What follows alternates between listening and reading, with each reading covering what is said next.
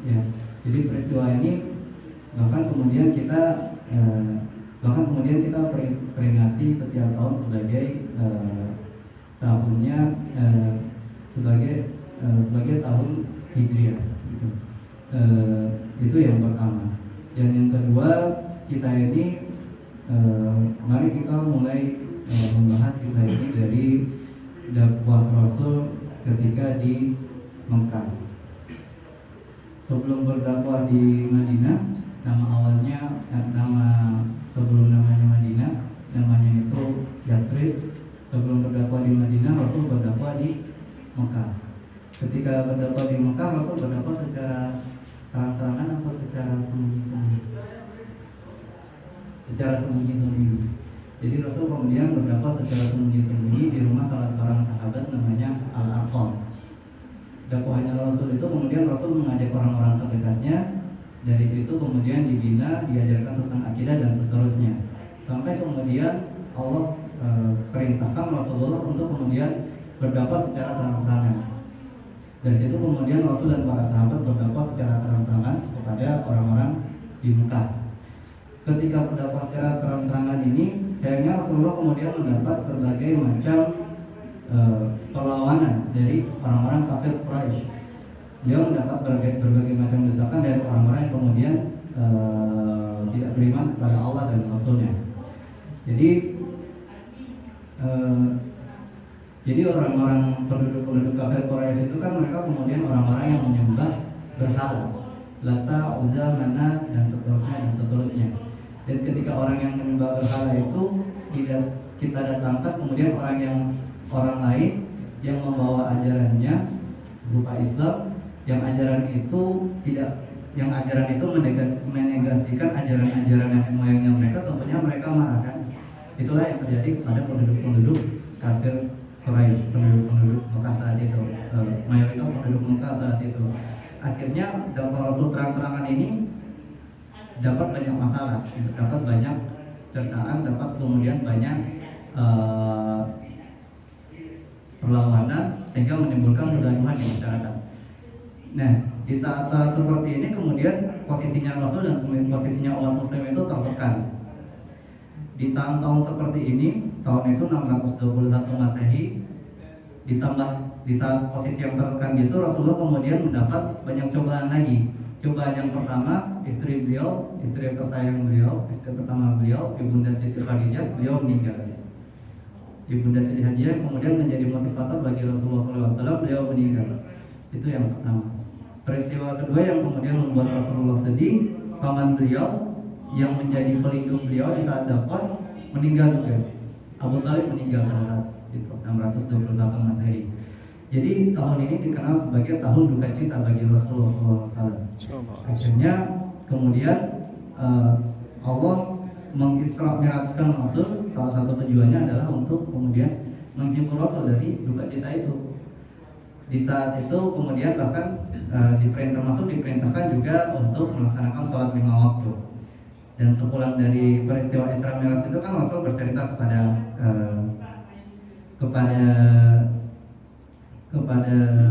orang-orang penduduk kafir Quraisy bahwasanya beliau habis Isra Mi'raj nih gitu. Terus orang-orang kafir Quraisy kan mereka kan kayak semacam gak percaya gitu kan, terus mereka bilang Muhammad kamu pasti ngampus ini, berbohong gitu. Nah, dari situ kemudian timbul lagi berbagai macam perlawanan kepada Rasulullah SAW. Dan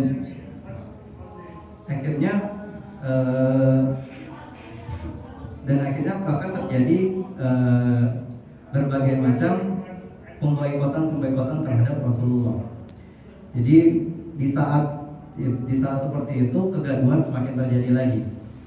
Nah, di tengah-tengah kegaduhan itu di tahun yang sama ada sekelompok orang dari Madinah yang kemudian datang kepada Rasulullah. Mereka kemudian menemui Rasulullah di suatu bukit namanya Bukit Aqabah. Mereka masuk Islam, mereka beriman kepada Allah dan Rasulnya. Peristiwa ini dikenal dengan peristiwa Bai'at Aqabah 1. Hal ini hal pertama yang kemudian perlu digarisbawahi dalam kisah hijrahnya Rasul ini, yaitu peristiwa Bai'at Aqabah 1. Itu pada tahun 621 Masehi.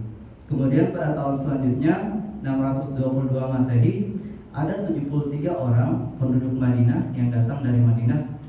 Ya kalau penduduk Madinah datangnya dari Madinah. Ada 73 orang dari penduduk Madinah datang ke Mekah menemui Rasulullah SAW. Mereka itu asalnya dari suku Auf dan suku Khazraj. Mereka menemui Rasul. Mereka sebenarnya datang ke Madinah dengan tujuan untuk berhaji. Dan kemudian mereka datang ketika berhaji itu mereka menemui Rasul. Kemudian mereka menawarkan kepada Rasul untuk berhijrah ke Madinah. Karena pada saat itu mereka juga melihat bahwasanya posisinya Rasul itu sedang tidak kondusif berdakwah di Mekah dengan berbagai macam penolakan itu. Akhirnya peristiwa ini kemudian dikenal dengan peristiwa Baiat Aqabah II. Nah, orang-orang kafir Quraisy ini mereka dengar kalau Rasulullah dia mau berhijrah ke Madinah. Nah, akhirnya orang-orang kafir Quraisy makin marah lagi.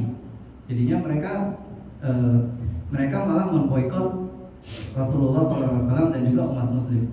Jadi teman-teman sekalian bisa bayangin nggak sih kalau misalnya bisa bayangin nggak sih misalkan jadi umat Muslim dan Rasulullah itu diboikot dari orang-orang kafir Quraisy. Jadi mereka tidak boleh melakukan perdagangan dengan orang-orang kafir Quraisy, bahkan tidak boleh dilarang untuk menikah dengan umat Muslim.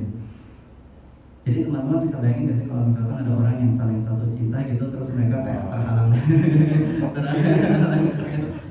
Kalau diangkat dari FTV itu misalkan galau, bisa diupload di story kisahnya, di story Instagram. Nah, itu jadi muncul berbagai macam pemboikotan. Tapi kemudian hijrah tetap dilangsungkan. Para orang-orang mukmin kemudian pergi ke Mekah duluan. Rasulullah bilang, saya datang Anas, kalian duluan aja. Nah, orang-orang kafir Quraisy ini dengar kalau Rasulullah mau hijrah ke Mekah. Akhirnya mereka panik. Gimana nih Rasulullah mau hijrah nih? Oh kalau gitu kita bunuh saja. Gitu. Jadi mereka ada rencana untuk bunuh Rasul. Pada suatu malam rumah Rasul itu dikepung sama orang-orang kafir Quraisy. Dikepung, jadi dikepung itu kan dikelilingi ya, gitu ya. Jadi ada rumahnya Rasul nih, terus ada orang-orang kafir Quraisy, pemuda kafir Quraisy di sekelilingnya, mereka mengepung rumah Rasul. Terus di dalam rumah itu ada Rasul dengan Ali bin Abi Thalib. Terus Rasul kan ya kayak bingung gitu, oh gimana nih sekarang nih kita udah dikepung nih. Terus mereka bingung, akhirnya Rasul bilang kepada Ali bin Abi Thalib, Ali begini saja, kamu pakai jubahku, kemudian kamu tidur di tempatku, insya Allah Allah akan kasih jalan keluar untuk kita semua. Akhirnya Ali pakai jubahnya Rasul, Ali tidur di tempatnya Rasul, ditutup dengan selimut, dan alhamdulillah berkat kuasanya Allah, akhirnya Rasul bisa keluar dari rumah beliau dan sisa Ali di dalam kamarnya itu. Nah, orang-orang kafir Quraisy ini mereka sudah ngintip nih, ini ada orang tidur di dalam nih, ini mangsa kita. Nah, akhirnya terus mereka akhirnya masuk seret gitu, terus dibukalah selimutnya, dibuka, seret. Terus mereka kaget, Wisha mana gitu. Terus mereka kayak bingung ya, kayak Muhammad saya nari gitu. Memang Muhammad saya tidak ada Muhammad di dalamnya gitu. Terus orang-orang kafir Quraisy kayak bingung banget ya, kayak akhirnya mereka mengepung seluruh kota Mekah itu, semua jalan masuk dan jalan keluar itu mereka tutup supaya kalau ada orang yang masuk dan keluar mereka bisa tahu.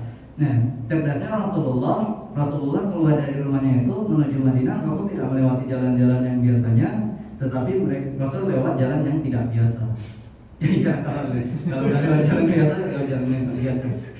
Nah, terus di tengah-tengah perjalanannya itu Rasul dan para sahabat bersembunyi di satu gua, namanya Gua Tur. Nah, terus orang-orang kafir Quraisy ini mereka tidak hanya berjaga di perbatasan Mekah itu, tapi mereka juga berpatroli, istilahnya sistemling. Mereka juga cari Rasul kemana-mana.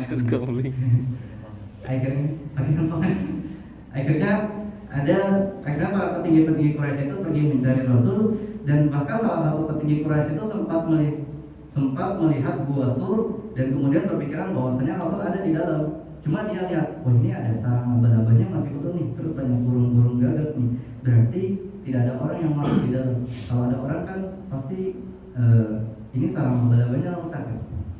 Pintar juga dia ya. Tapi ternyata Rasulullah itu sebenarnya ada di dalam situ, dan kemudian Rasul ditolong oleh jaring laba-laba itu. Nah, Rasul berempat di situ.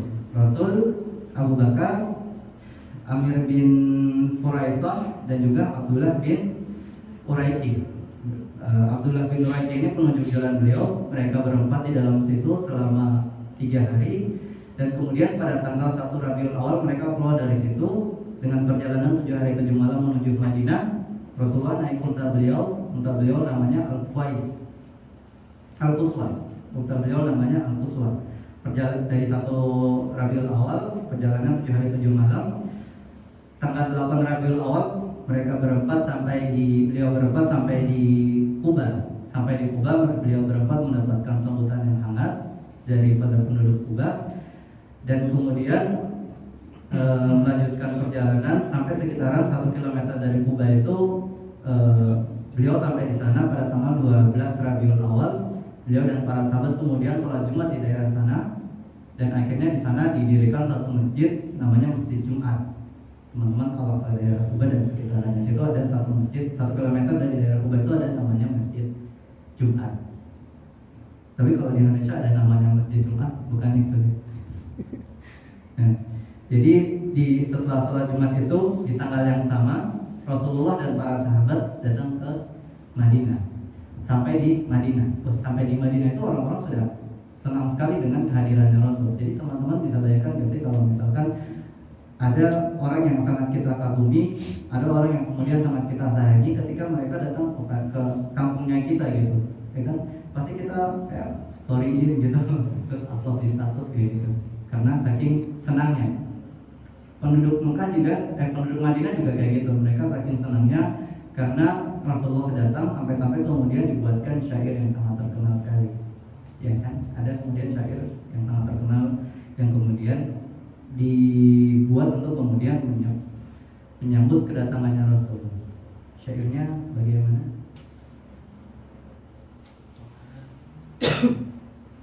Cek. Tala'al badru alaina min thaniyatil wada' wajaba syukru alaina mada'a lillahi da'. Nah, jadi itu sedikit kisah dari sewaktu hijrahnya Rasul. Untuk kisah lebih detailnya teman-teman bisa referensi sendiri ke video-video kajian yang lain. Nah, jadi itu cerita singkatnya. Ada beberapa hal, ada setidaknya 2 hikmah yang bisa kita ambil dari kisah ini. Hikmah yang pertama, bahwasanya dalam setiap kebaikan pasti ada suatu keburukan yang melawannya. Ibarat kalau padi tumbuh, itu pasti di sekeliling padi itu ada rumput ilalang yang kemudian mengganggu padi itu tumbuh. Tapi coba teman-teman lihat, kalau teman-teman, mas-mas dan mbak-mbak sekalian lihat, kalau ada rumput tumbuh, tidak mungkin ada padi di sekelilingnya yang kemudian mengganggu dia. Tuh, bisa jadi status. Itu yang pertama. Dan yang kedua, hikmah yang kedua, dalam setiap perbuatan baik itu pasti insya Allah akan diberikan kemudahan oleh Allah Subhanahu Wa Taala. Sama seperti hijrahnya Rasul yang kemudian diberikan kemudahan oleh Allah Subhanahu Wa Taala. Nah, itu sepenggal kisah dan hikmah yang bisa kita ambil. Semoga ini bisa bermanfaat dan semoga hadir kita di majelis ilmu ini bisa diberkahi oleh Allah Subhanahu Wa Taala. Kita tutup dengan doa kafaratul majelis.